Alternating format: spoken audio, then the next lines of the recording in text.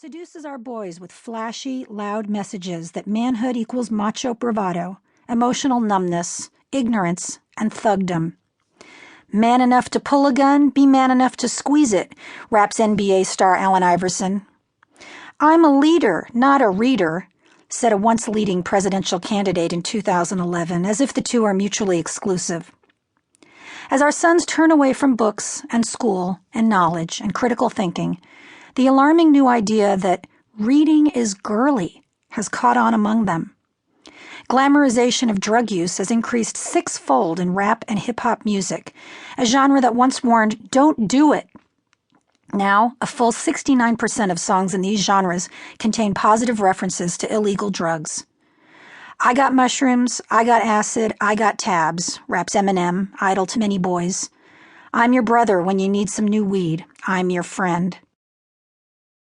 There is one road for boys who don't overcome their failing schools, who aren't exceptional enough to find a job where there is none, who absorb the message that real men express anger via gun violence, or who use or sell drugs to make a few bucks or to escape.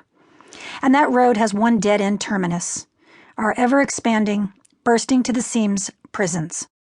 Our prison population has skyrocketed to its highest level in U.S. history, more than any other country on Earth now or in human history, more than anyone could have imagined a generation ago, more than we have ever had by any measure, raw numbers, percentage of our population, you name it.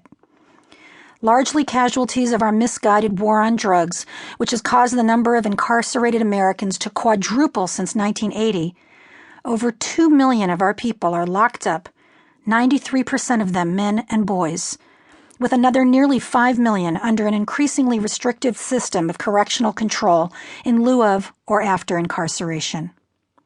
This fourth potent force, mass incarceration, deprives its subjects of a future by literally locking them in cages. Criminalizing human behavior like never before, our judges are required by law to mete out increasingly punitive long sentences, even for children. Even after inmates are released, they remain under the heavy-handed control of the criminal justice system for years or for life, often unable to vote, get a job, secure housing, or support a family. In the United States, 1 man out of 18 is incarcerated or on probation or parole, and more are locked up every day. We may be the last country on the planet to lock up juveniles, overwhelmingly boys, for life without parole sentences for crimes committed when they were minors. New prisons are under construction as you read this, waiting to house the next generation of American boys. Born into this user-unfriendly world, one not of their choosing and entirely beyond their control, our sons need us now more than ever. Ensnared by these 4 powerful forces, failing schools, an unwelcoming economy, thug culture, and a harshly punitive justice system, more boys and young men than ever are on the sidelines, cut out of a middle-class life, scratching their heads as to how it happened. Although women and girls suffer under these conditions too, there's no question that on the whole, these forces disproportionately hammer our boys. To help them, we need to understand deeply the waters in which our boys swim. Parents, family members, teachers, all of us who care about boys need to know. Closing our eyes and hoping for the best won't cut it, not when our boys live in the real world.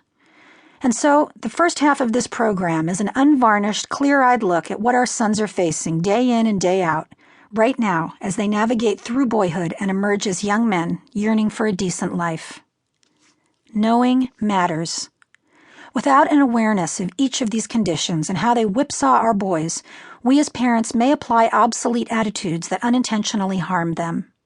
For example, we may think that although we didn't finish school, we've still done all right, and although we'd like our sons to graduate, if they don't, they'll probably get by. Wrong. The job market for young men has changed dramatically in the last decade. Or we may think that the older generation has always objected to kids' music, and we'd sound like fuddy-duddies if we complained. Wrong. We're not talking about a little racy innuendo. Some of the biggest artists today advocate joining the Crips, punching your girlfriend, or murdering gay men. You need to know. You need to stare down the reality and critically discuss media messages with your boy. In these and so many other areas,